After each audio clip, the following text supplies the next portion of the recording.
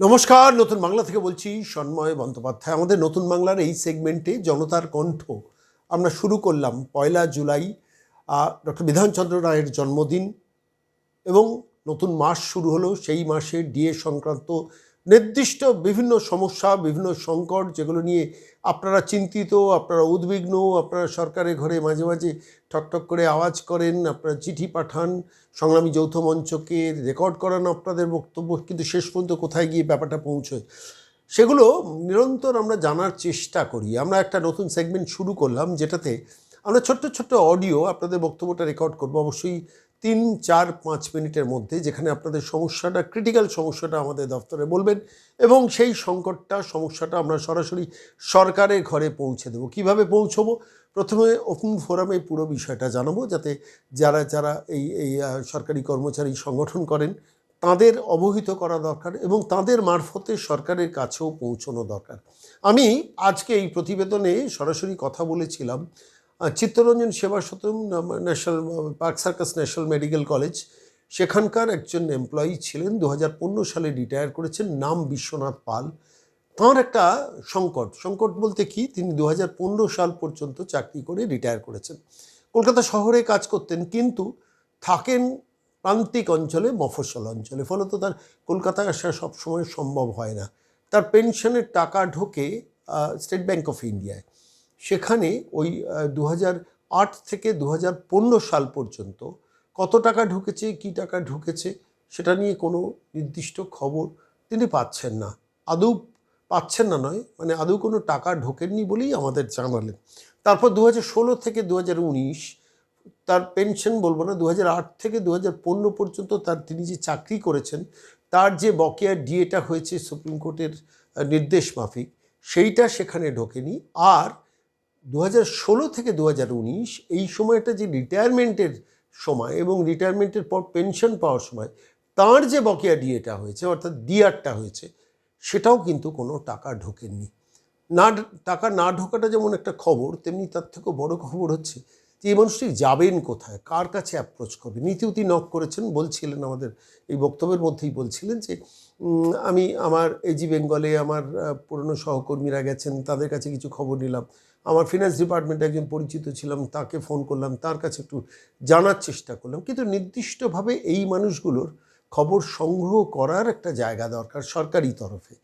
সংগ্রামী যৌথ মঞ্চ কিছুটা সাহায্য করে, কিন্তু সরকারের তরফে আমি সরকারের মাননীয় মুখ্যমন্ত্রীর কাছে, সরকারের মাননীয় অর্থমন্ত্রীর কাছেও আবেদন করব যে সরকারি কর্মচারীরা যে যে টুকরো টুকরো টুকরো টুকরো সংকটগুলোর মধ্যে পড়ছেন, তাদের জন্য একটা প্ল্যাটফর্ম করে দিন, যেখানে নির্দিষ্টভাবে তারা তথ্য দিলে তার তথ্যের একটা রিপ্লাই তারা পাবেন। এটা সবার সঙ্গে মিলিয়ে ফেললে হবে না। আমার অনুরোধ থাকবে বর্তমান সরকারের কাছে, একটা এমন কোনো প্ল্যাটফর্ম, যে প্ল্যাটফর্মে একটা নির্দিষ্ট অভিযোগ কোনো সরকারি কর্মচারী সোশ্যাল মিডিয়া, হোয়াটসঅ্যাপ গ্রুপ বা কোনো একটা নির্দিষ্ট পোর্টালে লিখে পাঠাবেন, 24 ঘন্টা বা 48 ঘন্টা বা 72 ঘন্টার মধ্যে তাকে উত্তর দেওয়া হবে সরকারের তরফ থেকে।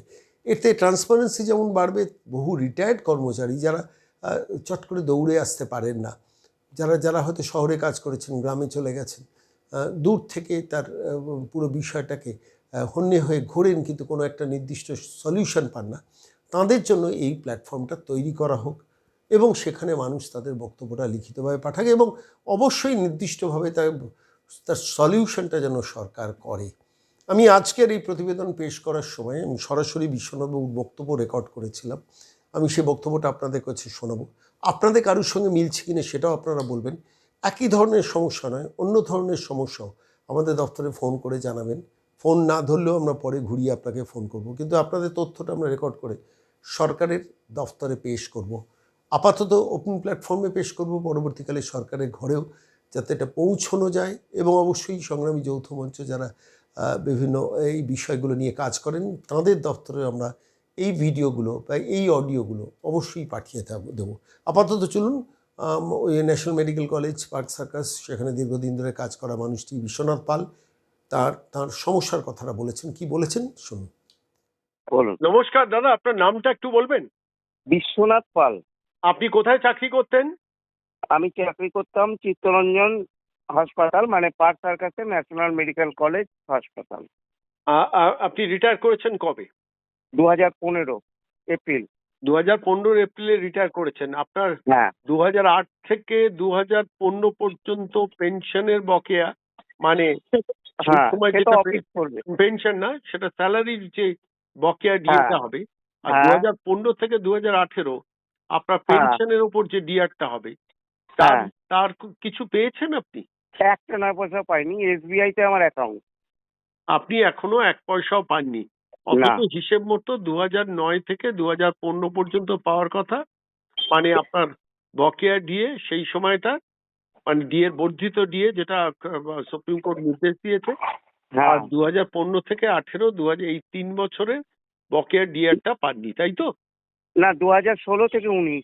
2016 থেকে 19, ঠিকই, ঠিক 2015 আছে, যখন রিটায়ার করেছেন। 2015টা, 15টা তো ওখানেই হবে, হ্যাঁ। অফিস আপ- করবে, আপ- সেটা তো আপ- এখনো পর্যন্ত আপনি যায়নি। ক্যালকাটা সার্কেলে পেনশনটা কোথায় পান? পেনশনটা পাই আমি স্টেট ব্যাংকের থেকে। স্টেট ব্যাংক থেকে। কোনো হ্যাঁ, আপনাদের কাছে কোনো খবর নেই, তাই তো? খবর নেই। আমি ব্যাংকে অনেকবার ফোন করেছিলাম, হুম, বলছে খবর নেই। তারপরে ঠিক আছে। ফিনান্সের একজন আমার পরিচিত ছিল, হুম, তাকে ফোন করলাম, বললো টাকাই ছিল না রে, এই টাকা নাকি ঢুকেছে। তারপরে কালকে আমাকে একজন ফোন করলো, এডিতে নাকি কিছু জন আমাদের গেছিল, মানে রিটায়ার্ড কর্মচারী যারা কলকাতার দিকে থাকে। আমি তো মফস্বলে থাকি, মুশকিল হয়ে গেছে, হুম, আমি যেতেও পারি না। হুম, তা হুম, বলেছে নাকি, এজি বলেছে হ্যাঁ রেডি হচ্ছে, আপনারা পেয়ে যাবেন এই মাসে। এই পর্যন্ত আমার কাছে খবর আছে। হুম, কিন্তু হুম। আপনি তো অনেক খবর বেশি রাখেন, অ্যাডভান্স, এবং আমাদের ব্যাপারে আপনি খুবই হেল্প করেন।